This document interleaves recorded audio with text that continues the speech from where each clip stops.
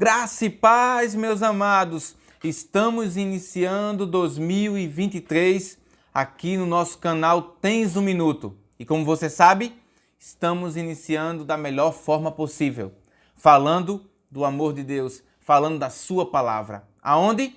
No nosso resumo de Escola Bíblica Dominical. Como foi a sua virada de ano? Passou na casa da sua família veio passar na sua casa? Espero que você tenha passado bem. Eu, graças a Deus, passei com a minha família muito bem. Meu amado irmão, estamos iniciando esse trimestre, o primeiro de 2023, da seguinte forma, falando sobre avivamento. Não poderíamos começar falando de outro assunto, senão avivamento. Logo, iremos discutir acerca do que é avivamento, o verdadeiro avivamento.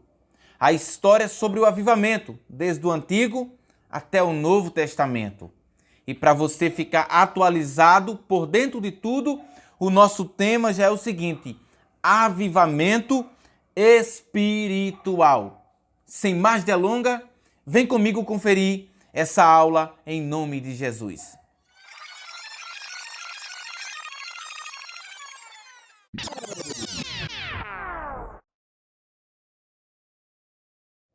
Como você já sabe, pegue sua caneta, seu lápis, seu caderno, sua revista, porque você terá muito que anotar nessa aula. Principalmente porque é uma aula introdutória, que te dará um norte para as outras demais lições, as 12 que resta desse primeiro trimestre de 2023. Mas adiantando, eu quero te convidar para nós conferirmos a nosso textuário e a nossa verdade prática. E o textuário se encontra lá em 2 Crônicas, capítulo 7 e o versículo de número 14. E a palavra de Deus nos diz: E se o meu povo, que se chama pelo meu nome, se humilhar e orar, e buscar a minha face, e se converter dos seus maus caminhos, então eu ouvirei dos céus, e perdoarei os seus pecados, e sararei a sua terra. Nossa verdade prática nos diz: humilhar-se diante de Deus, buscar a face do Senhor em oração e converter-se de seus maus caminhos são atitudes que precedem o avivamento espiritual.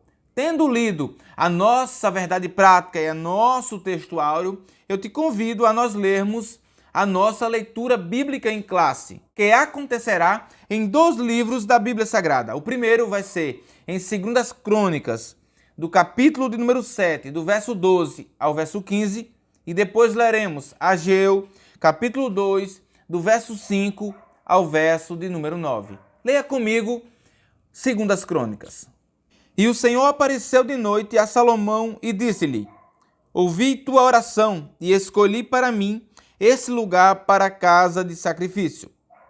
Se eu cerrar os céus e não houver chuva, e se ordenar aos gafanhotos que consumam a terra, ou se enviar a peste entre o meu povo, e se o meu povo, que se chama pelo meu nome, se humilhar e orar, e buscar a minha face, e se converter dos seus maus caminhos, então eu ouvirei dos céus, e perdoarei os seus pecados, e sararei a sua terra. Agora estarão abertos os meus olhos, e atentos os meus ouvidos à oração deste lugar. Agora leremos Ageu. Segundo a palavra que concertei convosco, quando saíste do Egito, e o meu espírito habitava no meio de vós, não temais. Porque assim diz o Senhor dos Exércitos: ainda uma vez, daqui a pouco, e farei tremer os céus, e a terra, e o mar, e a terra seca. E farei tremer todas as nações, e virá o desejado de todas as nações, e encherei esta casa de glória, diz o Senhor dos Exércitos. Minha é a prata e meu é o ouro, disse o Senhor dos Exércitos. A glória desta última casa será maior do que a da primeira, diz o Senhor dos Exércitos. E nesse lugar darei a paz, diz o Senhor dos Exércitos. Esta foi a nossa leitura bíblica em classe. Agora eu te convido para nós lermos a palavra-chave. E qual será? Eu tenho certeza que você já descobriu.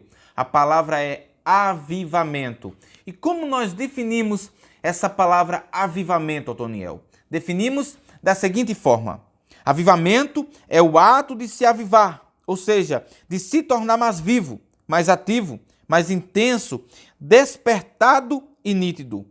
Este é um termo bastante usado no âmbito religioso para se referir ao período de renovação espiritual.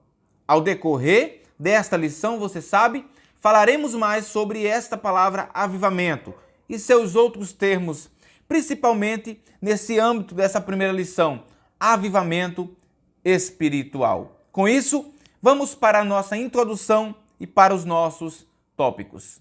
Meus amados irmãos, eu deixo aqui a minha gratidão, primeiramente a Deus, por me dar esse privilégio de iniciar 2023 falando da sua palavra. Também quero agradecer a você por continuar conosco, não ter desistido do nosso projeto. Projeto esse que é levar o nome do Senhor, a palavra do Senhor, para as demais pessoas. E você faz parte desse lindo projeto. Meu amado irmão, não será diferente neste ano.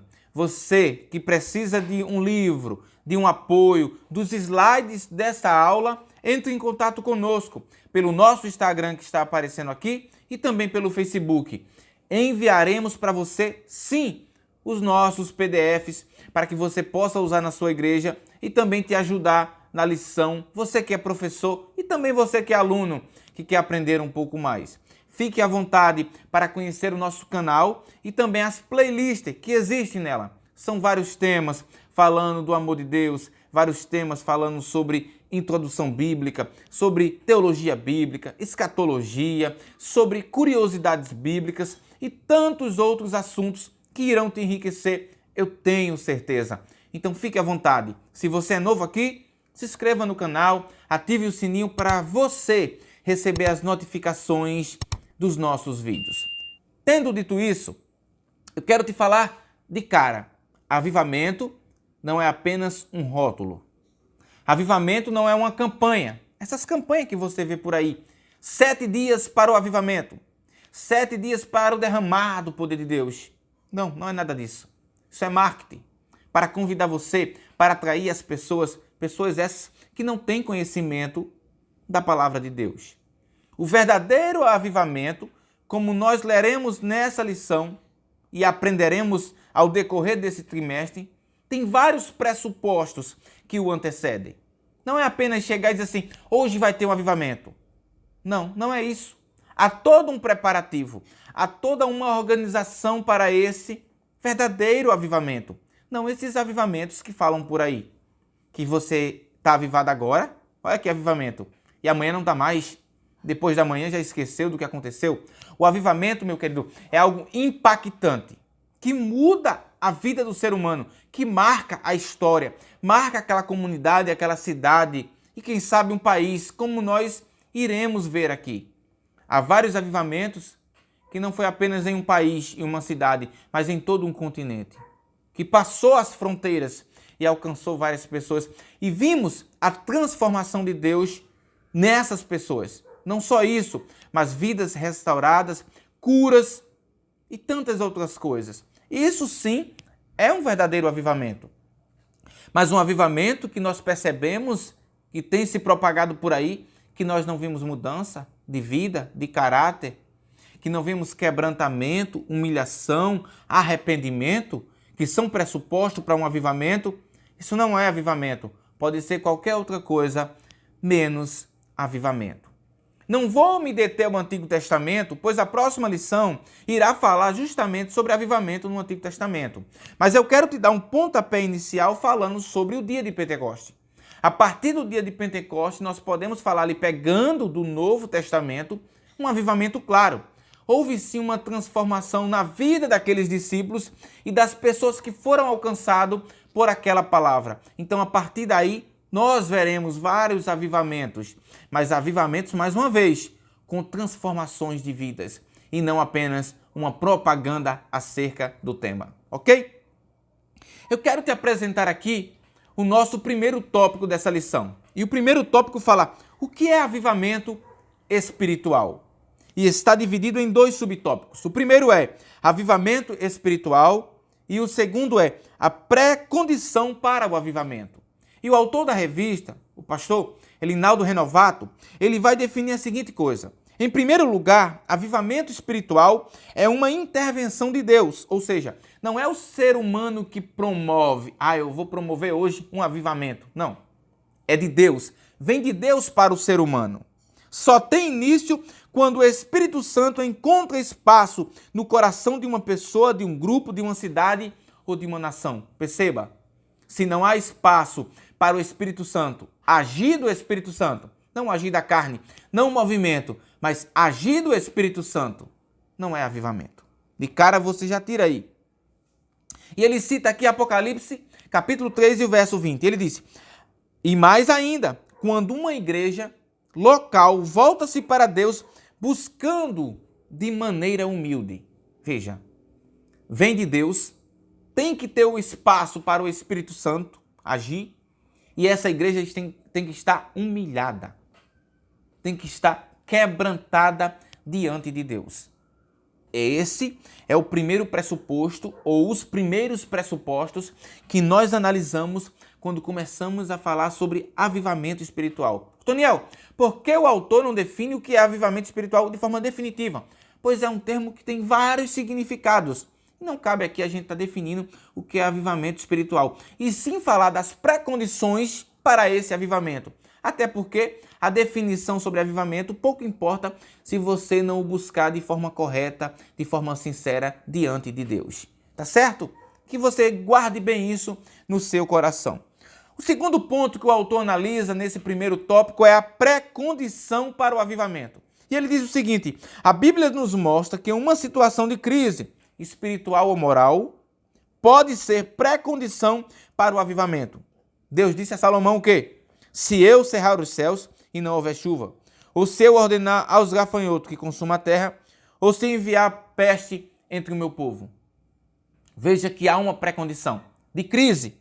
Por que crise? Porque o gafanhoto ia acabar com a lavoura. Se acabasse com a lavoura do povo de Israel, logo acabaria com o quê? Com a economia. Vale ressaltar que o povo de Israel era um povo agropastoril. Vivia tanto do cultivo da agricultura, como também da criação de gado, de ovelhas. Então, se o gafanhoto devastasse, acabava. Ele diz, olha, se eu cerrar os céus e não houver chuva, se não tem chuva, não tem planta.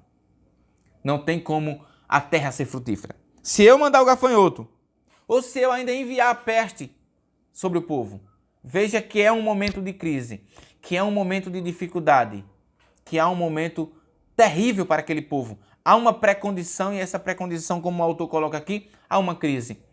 A Igreja de Cristo nunca cresceu tanto quanto quando esteve em uma crise. Veja, quando Cristo sobe ao céu, que começa aquele grande avivamento, que as pessoas começam a aceitar a Cristo, que a perseguição se levanta, lembra, por Saulo de Tarso. O povo se expandiu, mas por onde eles passavam, eles levavam o evangelho e a Igreja de Cristo crescia. Ou seja, depois que Paulo também é convertido, passa a viver para Cristo, quanto mais perseguição tem para Paulo, mais Paulo prega o evangelho e mais almas se convertem.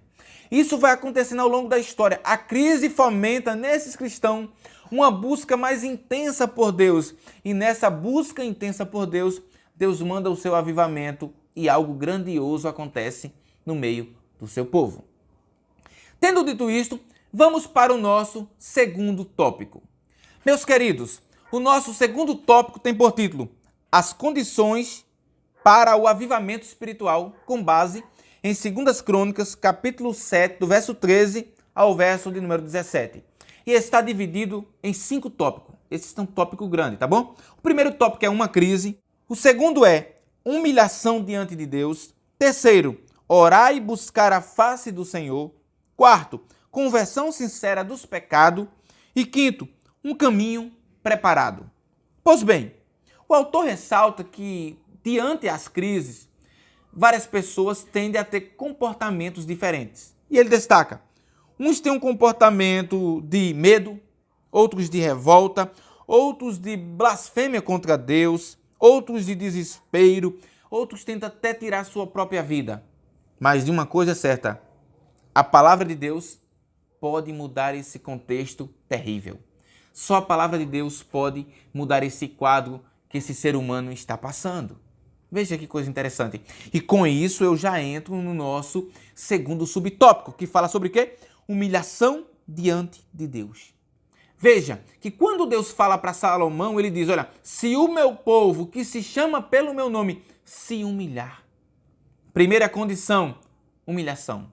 Mas uma humilhação sincera. Um quebrantamento diante de Deus de corpo e alma. Se humilhar, se jogar aos pés do Senhor e dizer, Senhor, eu reconheço que sou pecador. Eu reconheço que pequei contra ti, que eu falhei. Mas eu estou diante de ti pedindo teu perdão e suplicando pela tua misericórdia. Esse é o primeiro ponto, humilhar-se diante de Deus.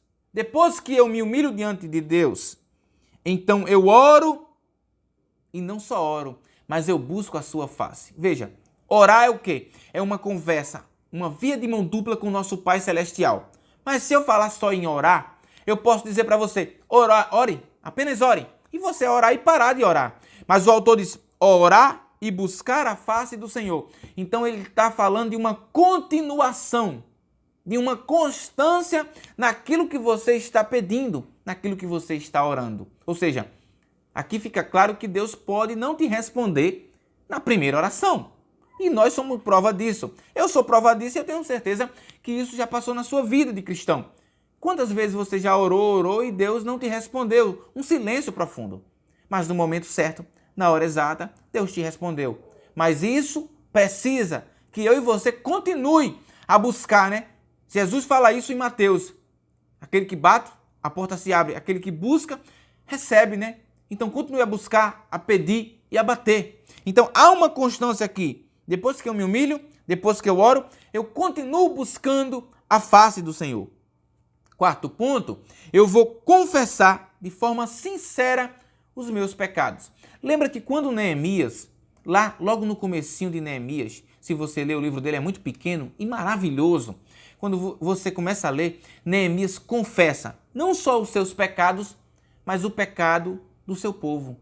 Isso é maravilhoso. Você entender, você reconhecer que é pecador e que pecou diante de Deus, transgrediu. E o povo de Deus, por várias vezes, estava nessa situação de pecado, de transgressão, de apostasia, e muitos não queriam o quê? Reconhecer. E isso é muito difícil para a nossa geração. Reconhecer que pecou, reconhecer que falhou, reconhecer que errou. É mais fácil colocar a culpa nos outros. É mais fácil colocar a culpa em Deus, né? É como C.S. Lewis diz, parece que Deus agora é quem está no banco dos réus e não nós. Mas ele diz, olha, se você confessar de forma sincera o teu pecado, olha, Deus vai te atender. Deus vai te ouvir. Meu amado irmão, deixa eu te dizer uma coisa aqui. O nosso quinto e último ponto é um caminho preparado, o quinto subtópico. Esse caminho, qual é o caminho preparado, Otoniel? É o caminho que eu preparei me humilhando, é o caminho que eu me preparei orando e buscando, e é o caminho que eu preparei convertendo-se dos meus maus caminhos. Ou seja, confessando o pecado, confessando a minha transgressão. É terrível.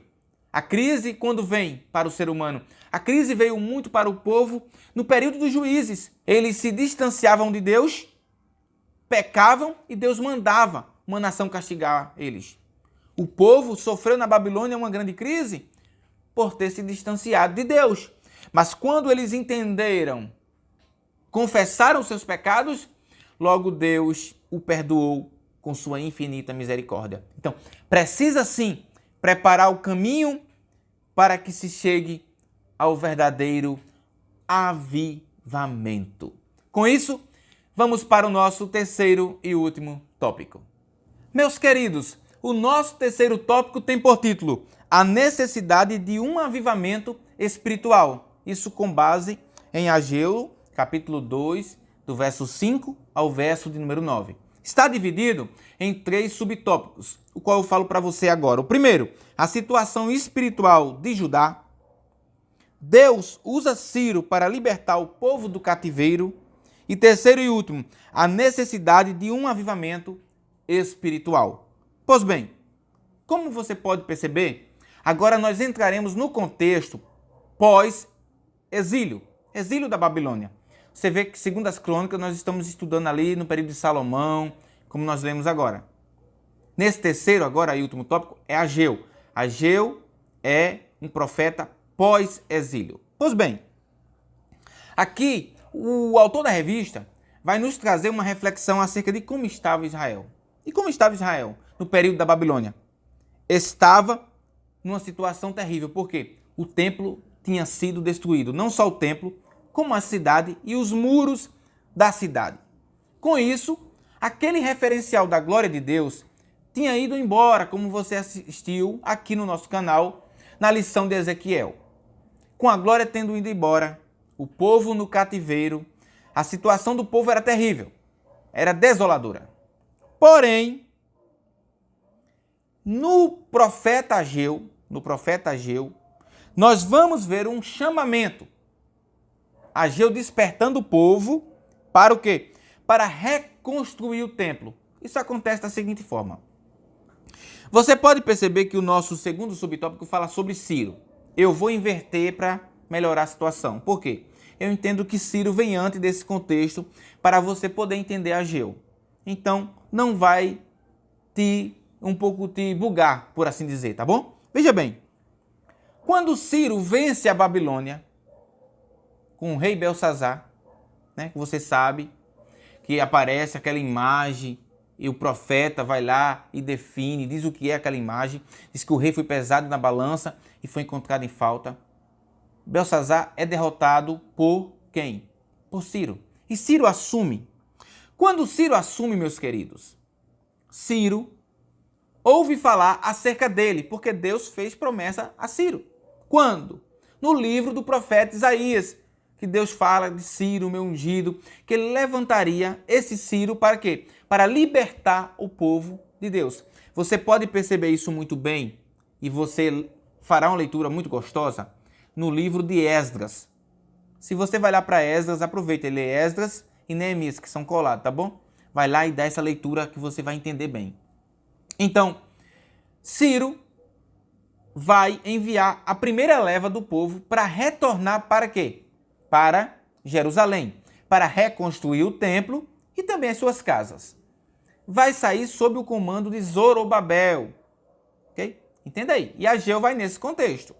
Só que o povo chega em Jerusalém, começa a construir o templo e há um impasse dos outros povos, os samaritanos.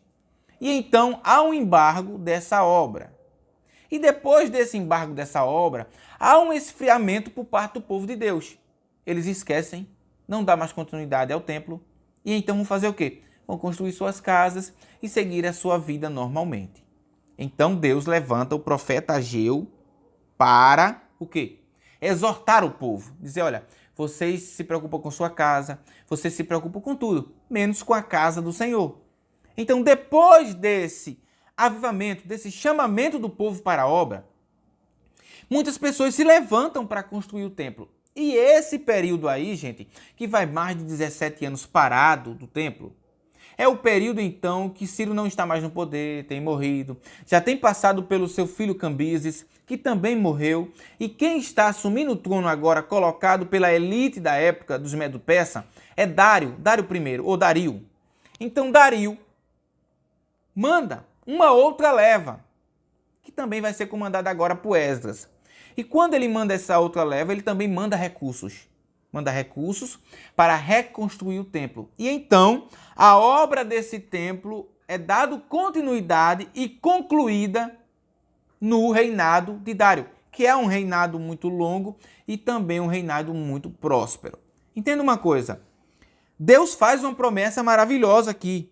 E a promessa que ele faz através do profeta Ageu é que a glória da segunda casa seria maior do que a primeira. E você viu isso comigo em Ezequiel, porque o povo que viu o primeiro templo, o templo de Salomão, a glória, a beleza, quando olhava para a construção desse outro templo, não via muita beleza, não via muita coisa que enchesse os seus olhos.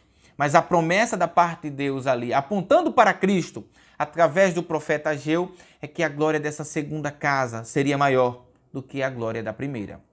Outro ponto que eu destaco, já unindo esse primeiro e segundo subtópico desse terceiro tópico, é o seguinte: como Deus usa as pessoas, né? Você vê que Ciro não era um cristão. Ciro era uma pessoa além da pagão, servia a outros deuses, mas Deus tinha um propósito através de Ciro. E Deus fez cumprir, porque Deus usa quem Ele quer, quando Ele quer. E Ele fez isso com Ciro, libertando o seu povo. E Ciro entendeu muito bem essa mensagem, a ponto dele fazer cumprir aquilo que Deus tinha ordenado. E Deus, então, usa Ciro, e Ciro, como eu falei para você, manda essa primeira leva. Amém? Tendo dito isso, e você entendido esse contexto, então chegamos para o nosso terceiro e último subtópico. E aqui tem a necessidade de um avivamento espiritual. Meu irmão, olhe para o contexto das igrejas. Para você ter uma ideia, nos Estados Unidos, 60% do povo é cristão. 60%. Sabe quantos são hoje? 40% na última pesquisa. 40%. Há uma queda muito grande e junto com essa queda, um grande esfriamento. As igrejas têm inventado de tudo. Criado metodologias para atrair o povo. Mas isso não tem adiantado muito, pois só o Espírito Santo é quem convence o homem do pecado, da justiça e do juízo. E isso não é diferente no nosso contexto aqui no Brasil. Muita igreja fria, fechando as portas, tentando de tudo que é jeito para atrair os jovens. Até culto que parece boates, eles fazem para não perder a sua juventude.